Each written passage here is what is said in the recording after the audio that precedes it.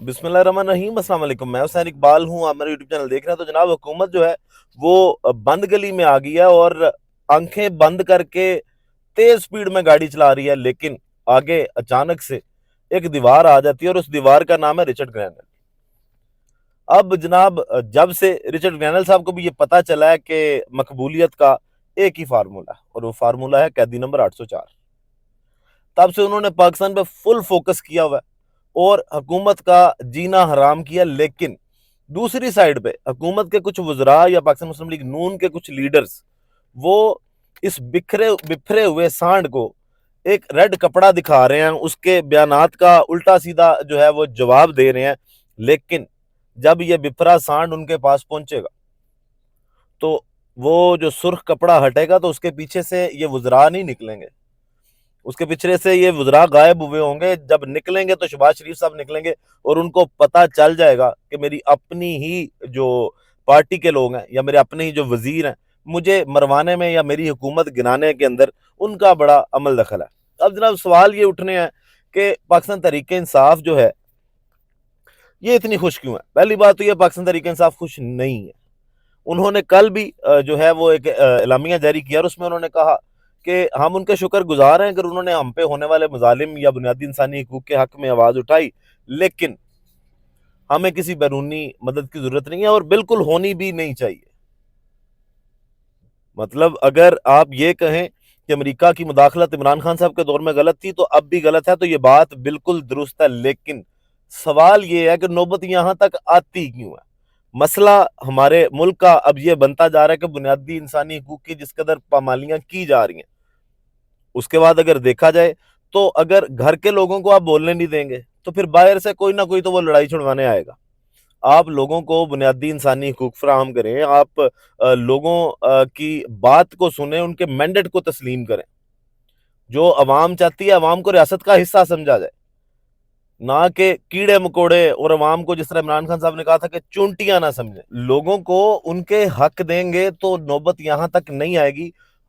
پاکستان ہمارا گھر ہے اور یہ ہمارے گھر کی لڑائی ہے، اور اس کو اگر فیئر ٹرائل لوگوں کو دیے جائیں، ان کو ان کے حق دیے جائیں، تو یہ لڑائی لوگوں کو خود لڑنے دیں۔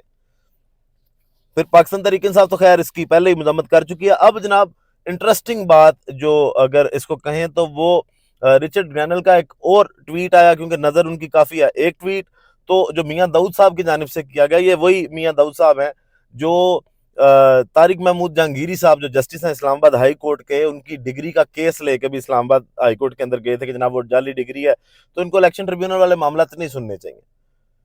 اب جناب انہوں نے ایک ٹویٹ کیا، اس میں انہوں نے ایک وہ شعر لکھا کہ اسے مار دیجئے کر کے، کچھ وہ شعر تھا جس کو بعد میں ان کو ڈیلیٹ کرنا پڑا۔ رچرڈ گرینل جو پرسوں تک 1.5 ملین فالوور تھا ان کا ٹویٹر پہ، اور عمران خان صاحب کی جب سے انہوں نے فری عمران خان کا نعرہ لگایا، کی ذاتی کا نعرہ لگایا، تو اب وہ 1.6 ملین پہ چلیں گے۔ انہوں نے گہری نظر رکھی ہوئی ہے پاکستان کے تمام تر معاملات پہ، اور ان کو پتہ ہے کہ پاکستان کی عوام کی اب ایک ہی آواز ہے، وہ ہے فری عمران خان۔ اس کی بنیاد پر اگر وہ فیم بھی حاصل کر رہے ہیں اور حکومت کی ٹانگیں بھی اس سے کانپ رہی ہیں تو وہ ایک علیحدہ ایشو ہے۔ لیکن جو انہوں نے ٹویٹ کیا، وہ ٹویٹ اب اس حکومت کے لیے درد سر اس لیے بنا ہوا ہے کیونکہ اس میں انہوں نے یو ایس ایڈ کو بھی اور آئی ایم ایف کو بھی جو ہے وہ مینشن کیا۔ اور ٹویٹ میں جناب وہ کیا لکھتے ہیں اپنے کہ the Pakistan embassy in Washington D C and Ambassador Rizwan Sheikh have some explaining to do. The death threats and crazy talk about Operation Goldsmith from the Minister of Defense is reckless.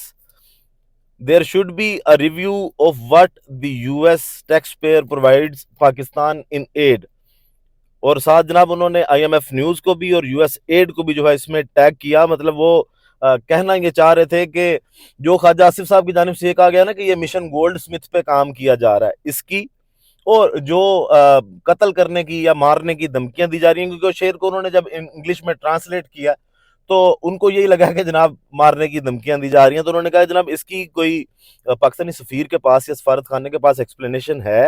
اور ساتھ انہوں نے یہ کہا کہ جو خواجہ آصف صاحب نے وزیر دفاع مینشن کر کے انہوں نے کہا کہ جو انہوں نے بات کی ہے کہ یہ کوئی مشن گولڈ سمتھ ہے، پاگل پن والی جو ایک بات ہے، اس کی کوئی ایکسپلینیشن پاکستانی سفارت خانے کے پاس ہے۔ اور ساتھ ساتھ انہوں نے کہا کہ آئی ایم ایف اور یو ایس ایڈ اس چیز کا دوبارہ سے جائزہ لے جو پاکستان کو امداد دی جاتی ہے. تو ہمارا ملک تو جس طرح خواجہ آصف صاحب خود یہ بات کر چکے ہیں کہ وینٹیلیٹرز پہ اور معیشت ہماری امریکہ کے وینٹیلیٹرز پہ کھڑی ہے, تو پھر وہ اگر یہ باتیں کر رہے ہیں تو پھر آپ اب چیخیں نا. پھر خواجہ سعد رفیق صاحب نے بھی بالکل ایسی بات کی. انہوں نے کہا کہ جناب رچرڈ گرینل صاحب جو ہیں اس طرح کے لوگ تب کیوں خاموش تھے جب عمران خان صاحب کا دور تھا, اب کیوں وہ اتنا سامنے آ رہے ہیں, اور ان لوگوں کا مفاد یہی ہے کہ یہ جو چائنا کا بلاک ہے اس کو ختم کیا جائے اور پاکستان کا یا عمران خان کا بہانہ کر کے جو یہ نقصان پہنچائیں گے کہ چائنا کا بلاک ختم کریں اور ایران کو کس طرح سے گھیر لیا جائے. یہ جناب ہم پہلے بھی اس طرح کے لوگوں کو جانتے رہے ہیں, تو ان کی جانب سے تو یہ بیان دے دیے گئے ہیں, لیکن یہ بھگتنے شہباز شریف صاحب کو پڑیں گے کل کو. صحافیوں کی جانب سے جس طرح جیو نیوز کی ایک خبر جو ہے وہ ابھی تک شہباز شریف اور یہ وزراء سارے بھگت رہے ہیں نا, یہ بیانات جو دیے جا رہے ہیں, یہ پریس کانفرنس جو کی جا رہی ہیں, یہ حکومت کو ہی بھگتنی پڑیں گی اینڈ پہ. اور اس کے بعد اگر بات کریں تو جناب دفتر خارجہ کوئی اور بات کرتا ہے, یہ وزراء وزیر اعظم یہ کچھ اور بات کرتے ہیں. پھر ابھی تک اگر سوچیں کہ کافی دیر سے رچرڈ گرینل جو ہیں وہ ٹویٹس کر رہے ہیں, پھر یورپی یونین برطانیہ اور امریکہ کی جانب سے فوجی عدالتوں میں جو ٹرائل ہوئے ہیں سویلینز کے اس پہ سوالات اٹھائے گئے. انہوں نے نام لے کے وزیر اعظم ہو جائیں, نائب وزیر اعظم ہو جائیں, وزیر دفاع ہو جائیں, یا پاکستان مسلم لیگ نون کے صدر نواز شریف صاحب ہو جائیں, نام لے کے ان ملکوں پہ تنقید کیوں نہیں کی یا ان کو جواب کیوں نہیں دیا؟ کیوں؟ کیونکہ یہ دے نہیں سکتے. جب آپ کے ذاتی مفادات اس حکومت سے اس پاکستان سے بڑے ہو جائیں تو پھر آپ وہ جرت دکھا نہیں سکتے جو آپ کو دکھانی چاہیے.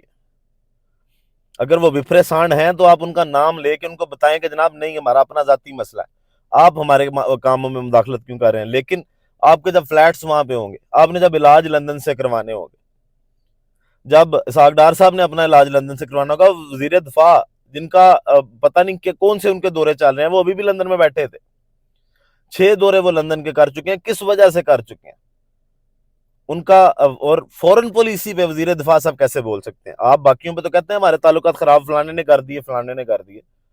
تو جو ان کے اپنے کام ہیں ان کو ایٹ لیسٹ وہ کرنے چاہیے, وہ نہیں کرنے, باقی سب کچھ کرنا. اب جناب نام لے کے جواب دینے کی جرت نہیں ہے, اور وزراء کچھ اور کہہ رہے ہیں. یہ انہوں نے ایک نئی ان کو بہانہ ملا کہ جناب ہم عافیہ صدیقی بدلے میں مانگیں گے. یہ جناب رانا ثناء اللہ صاحب بھی کہہ چکے ہیں, اور باقی بھی وزراء کی جانب سے عطا صاحب نے بھی پریس کانفرنس میں یہ بات کی. تو جناب دفتر خارجہ صاحب جو ہیں انہوں نے آج کیا جواب دیا؟ انہوں نے رد عمل دینے سے انکار کر دیا رچرڈ گرینل پہ کہ جناب ہم اس پہ کوئی رد عمل نہیں دیں گے. پھر ساتھ انہوں نے کہا کہ جناب ایک شخص کے بیان پر رائے نہیں دے سکتے, امریکی حکام کے ساتھ بات چیت جاری رکھیں گے. ممتاز زہرا بلوچ کا مزید کہنا تھا کہ پاکستان امریکہ کے ساتھ باہمی عزت و مفادات کی بنیاد پر مثبت تعلقات کا خواہاں ہے, ہونا بھی چاہیے. امید کرتے ہیں کہ امریکہ بھی اس بات کا خیال رکھے گا. کہا عمران خان کے بدلے ڈاکٹر عافیہ صدیقی کی رہائی کی کوئی تجویز زیر غور نہیں ہے. تو جناب وزراء تو کچھ اور کہانیاں سنا رہے ہیں 2 دن سے بیٹھ کے کہ ہم مانگیں گے. دفتر خارجہ کو پتہ ہے یہ معاملہ کتنا سینسٹیو ہے, انہوں نے اس طرح ہی اس کو جو ہے وہ رسپونڈ کیا. پھر انہوں نے ساتھ یہ بھی کہا کہ پاکستان کے یورپی یونین کے ساتھ تعلقات کثیر الجہتی ہیں, پاکستانی آئین قانونی نظام میں اپنے مسائل کے حل کی صلاحیت رکھتا ہے. تو جناب یہ بات کی گئی دفتر خارجہ کی جانب سے, یہ رسپونڈ کیا گیا. لیکن وزراء جو ہیں وہ پتہ نہیں کون سی تڑ میں ہیں, لیکن تڑ ان کی صرف پاکستان کے ٹاک شوز تک ہے, پریس کانفرنس تک ہے, کیونکہ پتہ ہے پاکستانی ہے, انہوں نے کی کر لینا. وہاں پہ آپ ڈائریکٹ بات کریں, آپ کے وزیر اعظم صاحب کوئی بیان دے دیں, اس پہ کسی اس طرح کے پلیٹ فارم پہ بیان دے دیں, ایبسلیوٹلی ناٹ کہنا تو کھل کے کہیں. لیکن وہاں پہ اپنے پر جلتے ہیں کیونکہ مفادات جو ہیں وہ ان کے ساتھ جڑے ہوئے ہیں. ویڈیو کا اختتام کرتے ہیں اسی دعا کے ساتھ کہ اللہ تعالیٰ پاکستان پر اپنی رحمت نازل کرے. پاکستان زندہ باد.